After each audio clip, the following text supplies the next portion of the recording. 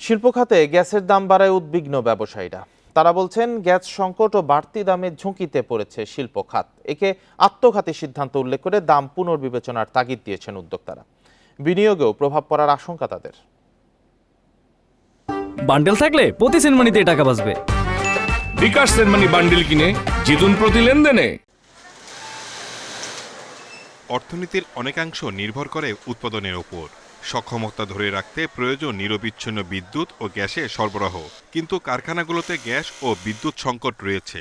তার উপর গ্যাসের দাম বাড়িয়েছে এনার্জি রেগুলেটরি কমিশন। উদ্যোক্তারা বলছেন ব্যাংক ঋণের উচ্চ সুদ ও গ্যাসের দাম বাড়ানোয় শিল্প খাতে নেতিবাচক প্রভাব পড়বে, যা নতুন বিনিয়োগের জন্য বাধা। প্রভাব পড়বে কর্মসংস্থানে, বেড়ে যাবে উৎপাদন খরচ ও চাপ বাড়বে রপ্তানি খাতে। আমাদের অনেকগুলো প্রতিষ্ঠান আছে যে অ্যাপ্লিকেশন করে রেখেছে নতুন গ্যাস সংযোগ পাওয়ার জন্য এবং আপনার এটাকে ক্যাপাসিটি বৃদ্ধি করার জন্য।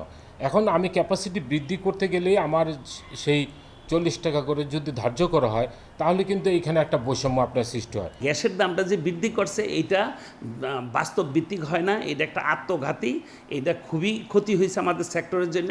আমি মনে করি এটা পুনরায় বিবেচনা করা দরকার, গ্যাসের বৃদ্ধি না করে বরঞ্চ গ্যাসের দাম কমানো দরকার, তাইলে আমরা সার্ভাইভ করতে পারবো। আমার প্রতিদ্বন্দ্বী দেশ ইন্ডিয়া আছে, তার সাথে আমি কোনোভাবে পারতেছি না।